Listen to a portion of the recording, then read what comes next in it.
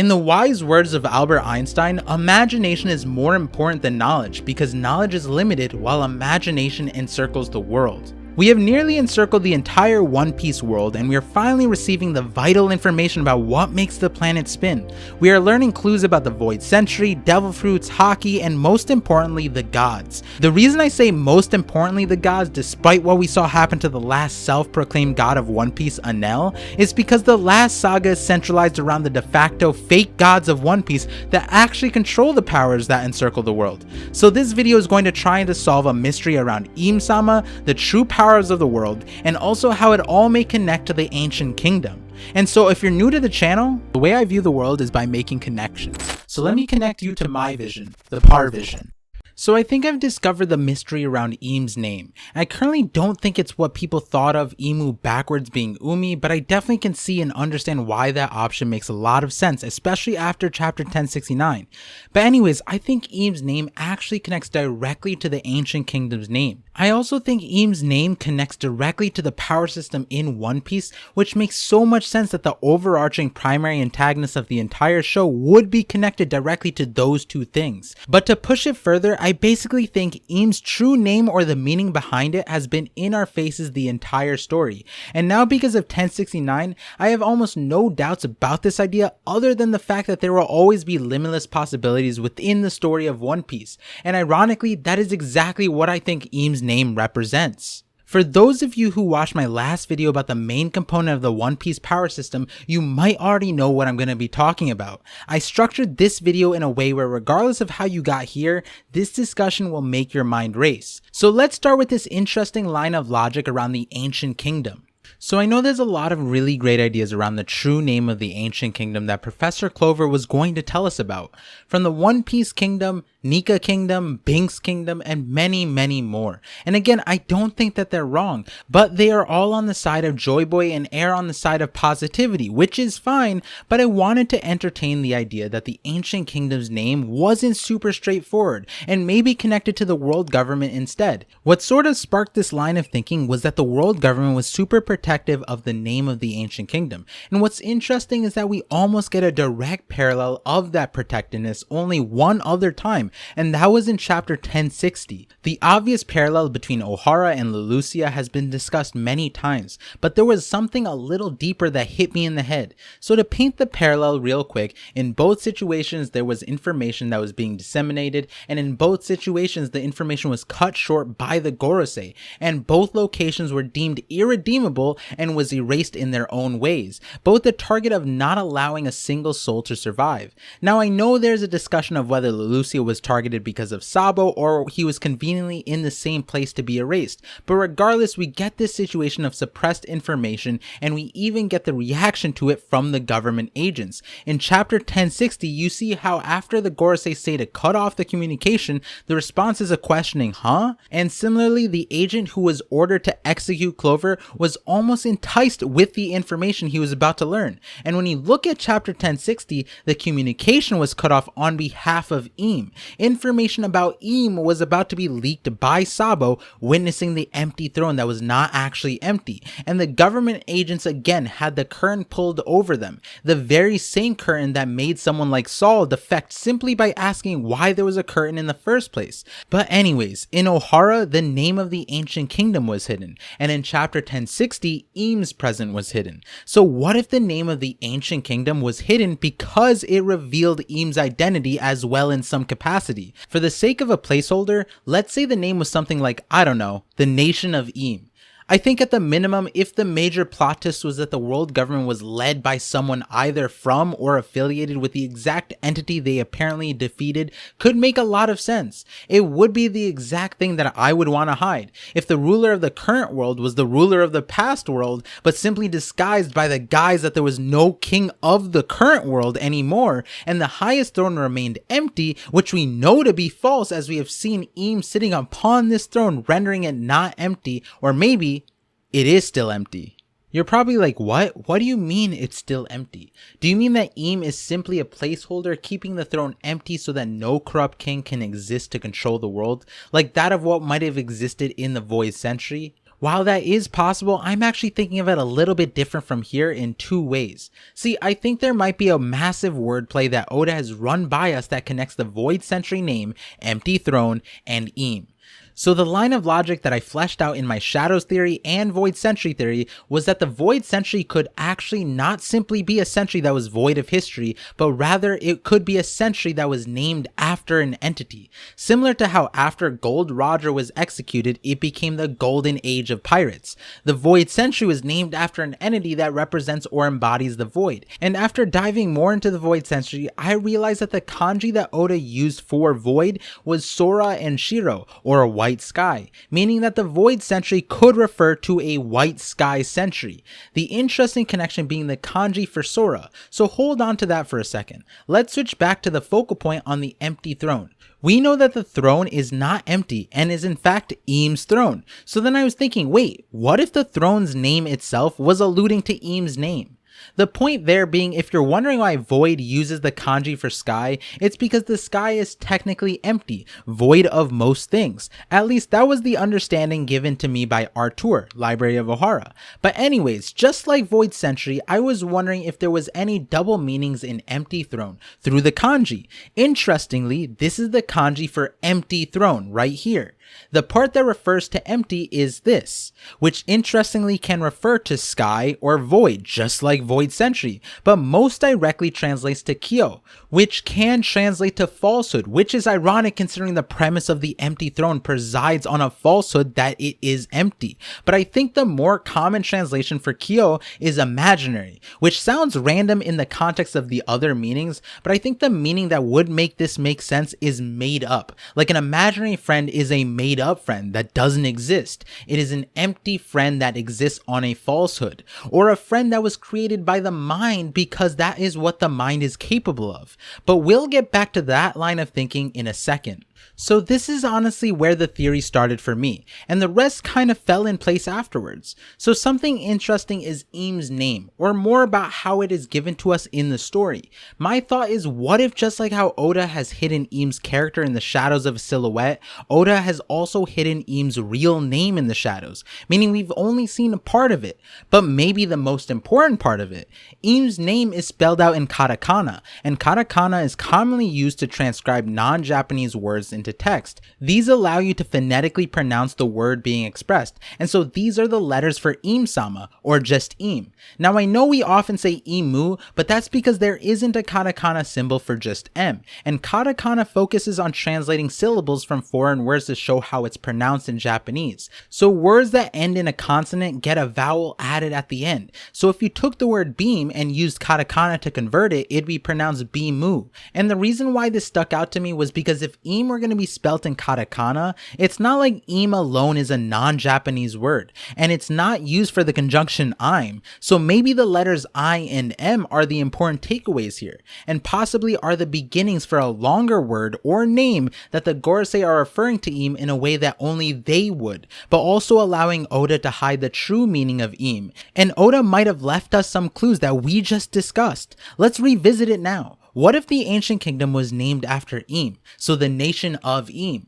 Or let's reorder that real quick to Im the nation. And if you were to spell that in katakana and put that together, it would be literally imagination. So the ancient kingdom's true name would be imagination, a pun on words for Im the nation. And that connects to the empty throne name, because remember, if you were to use a more direct translation for the kanji Kyo, it would be imaginary or imagination. And maybe Im's name is short for imagine, which could be Imagine, which the shape-shifting nature of a jinn has other ramifications in terms of deities, lore, and oni connections. But to summarize that synthesis, Im's true name might be Imagine, who sits on the imaginary throne and was the ruler of the imagination. All of this being a crazy wordplay that connects multiple languages and meanings in a loose fashion that wouldn't be uncharacteristic of Oda. And for the astute viewers noting the difference between mu and ma katakana, both do symbolize the letter M in the English language, and in a future Im video I'm going to talk about the possible connections of choosing mu over any other syllable. Obviously, both ideas could very well be wrong, but I think the logic is very interesting to follow and may be partially correct. And I sat there with this really interesting line of thinking, wondering if this was actually the case for Oda to reveal. And for those of you that watch my channel, you know my theories generally all connect to each other, and so this theory was actually spawned from the synthesis from the last video talking about the new revelations of the power system in One Piece. And before I talk about that, if you are enjoying your time, consider subscribing to the channel, liking, and sharing this video. So yeah, I actually thought of this after the conclusion of my last video where I basically pieced together a full synthesis that the entire One Piece power system from devil fruits to haki revolves purely around imagination that is accessible to everyone in the One Piece world if they have the right ingredients to create what they dream. And the creation aspect is exactly what I've been talking about since the start of this channel about devil seed users and elemental haki. Through an understanding of yourself and the world around you, in the One Piece world, if you dream it, you can become a god. The fictitious segregation of superiority that the celestial dragons created was simply an illusion that made people feel lesser than. And the same thing with devil fruits. Every time a normal human witnessed a devil fruit user, they nearly always felt inferior to them, especially when it came to the superiority complex given to Logia users, who most often felt invincible, when in reality the thing that brings them back to the mortal realm is simply willpower in the form of a haki fist. Now, I don't want to simply regurgitate the last video also because the concepts in that video were very difficult for me to communicate in the first place while consolidating as much as I could. So I encourage you to watch that video, especially if this last part of this video starts to lose you a bit. But essentially, the end part of that video had a realization that what separated mankind from gods was simply imagination. God is someone who is able to create their dreams from their imagination and bring it into reality. In our world and in the One Piece world, this concept can ring true, but in the One Piece world, the ability to transcend into the realm of gods is reasonably much more attainable, despite the opposite being presented to us. On the power side of things, hypothetically, if someone was able to harness the powers of all devil fruits, would they not obtain what we commonly understand to be the power of a god? The power to control all matter, space, energy, and even states of minds, literally all aspects of life? In the words of the self-proclaimed god Enel, as a god, everything bends to my will. I am creating the world as I see fit. Isn't that exactly the role of a god? To create a world based on their imagination of what should and shouldn't exist? And that's where Devil Fruit awakenings start to fit in. Look at Doflamingo and Katakuri's awakenings that are able to turn nearly everything except for other people into their respective substances. That seems like what a god of strings or mochi would imagine. As Enel said, bending everything to their will is what a god can do. Then let's look at Luffy, who literally bends everything to his will, himself, the ground, or the 1v1 King Kaido, or awakened Leopard Lucci. It's fitting that a god that has the properties of rubber would imagine this as he liberates the world of their confines. It seems like the story of One Piece is demonstrating that by overcoming the fear of failure and oppression and believing in your dreams no matter how ridiculous are some of the core ingredients to become a god. And if I were to add what would be the central point, it'd probably be willpower. To be able to achieve all of the above, you have to have an unbreakable willpower. These unbreakable wills might be the very ones that were inherited and passed on, ones that could not be broken even in death, the likes of Roger and Odin's will, and most certainly Joy Boy's. When I think of the power of imagination, I think of an endless and infinite energy of some sort, because you can basically never stop someone's imagination. I mean, I may not support the guy, but Blackbeard was right when he said people's dreams never die. You can't kill a dream, but you can suppress it. And to put it all in perspective, I think that's the full role the world government has been playing. All of their actions have, yes, been to limit freedom, but the restrictions and hierarchies are in place to also suppress the imagination of the denizens of the world, restricting travel and marking anyone who travels without approval a pirate. It really hampers on the imaginations people have. I mean, let's take the fishmen for example, because they suffer the most oppression in the One Piece world. When Shirahoshi visited the surface, she couldn't even imagine how beautiful the sun was. Something as simple as that. The amount of joy it gave her, she wanted to share it. But the problem is, once their horizons broaden,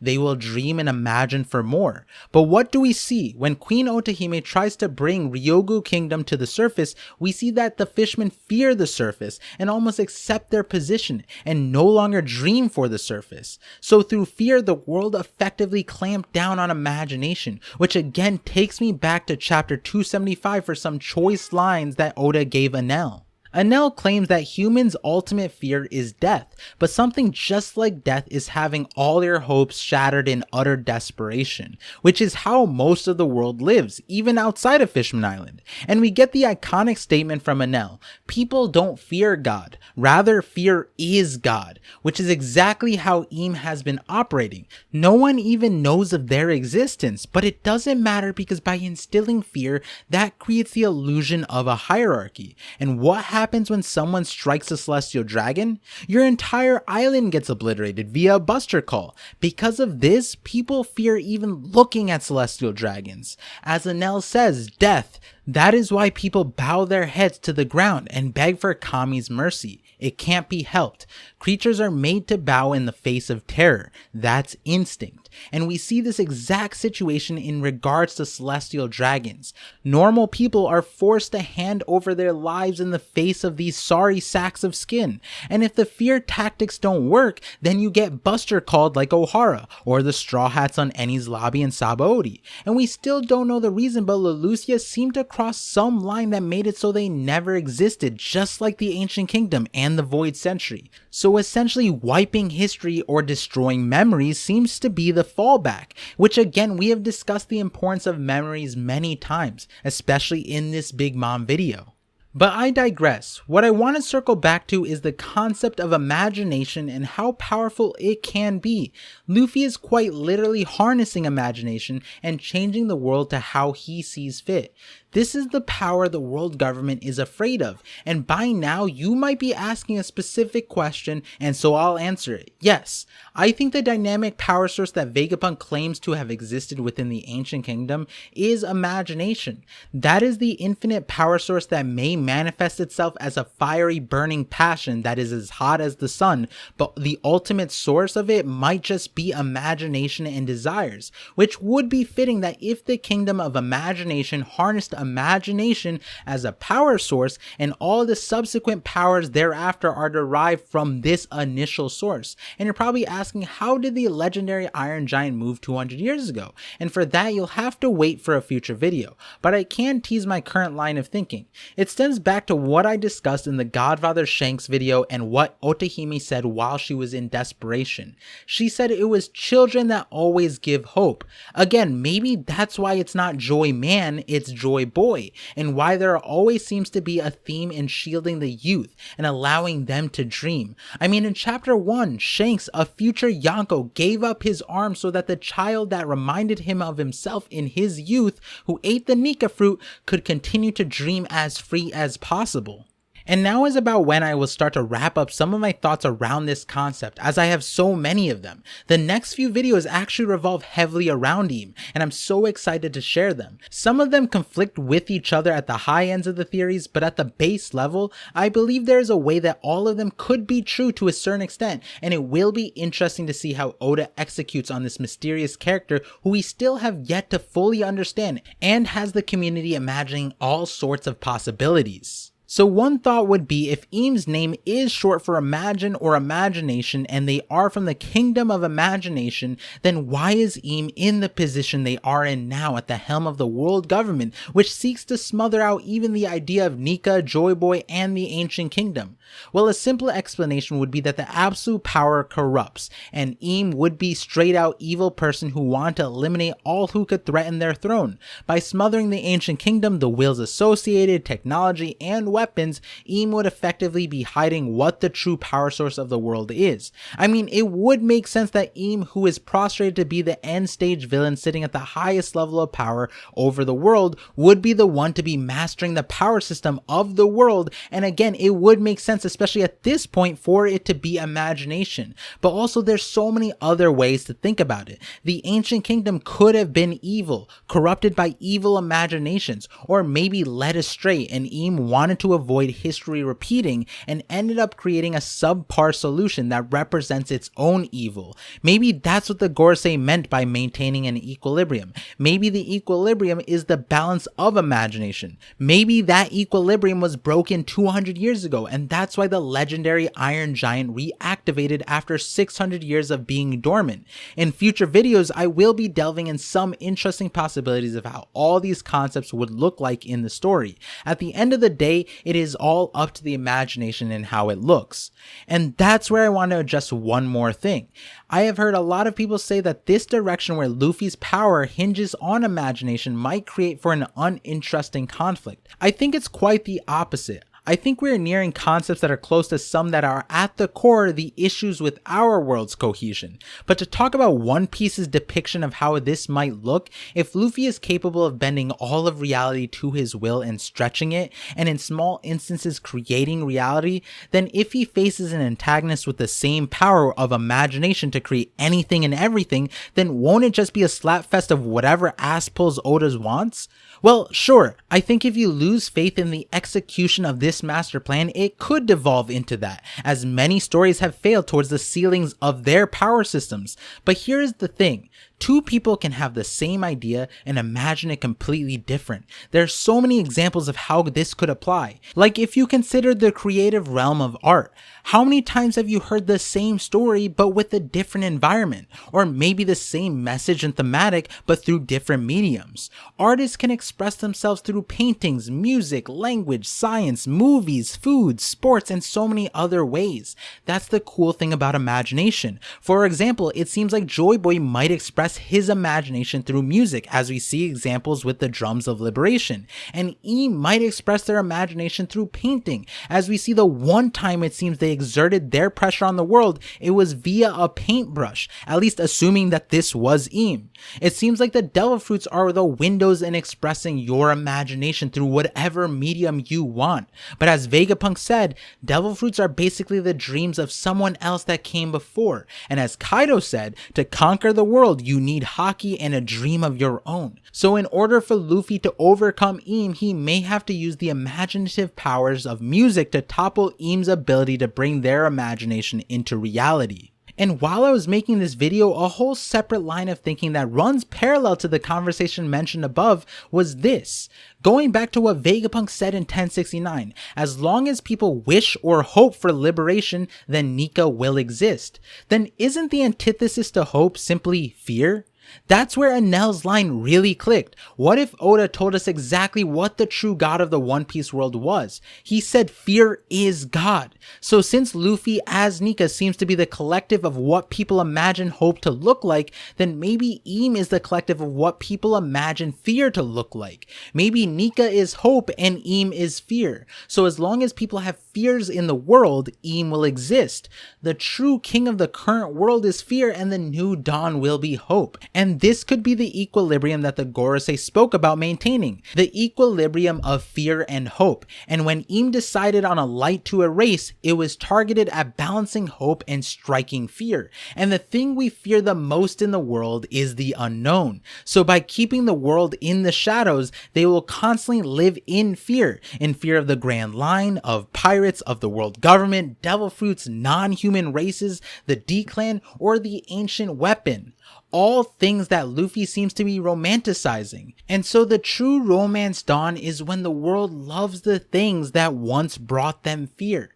Maybe the tactic of erasing places like Lelousia was aimed at erasing the hope to maintain balance. And before I finally close out this video, let me tell you, I am on an Ancient Kingdom and Im spree right now, so strap in to hear more of my imagination. And if you feared that I would never return, let me know how much hope you have for more ParVision videos in the future in the comment section. The zenith of this channel will always be tomorrow. And so, like always, thank you for connecting with me, and I'm looking forward to connecting with you all on the next ParVision.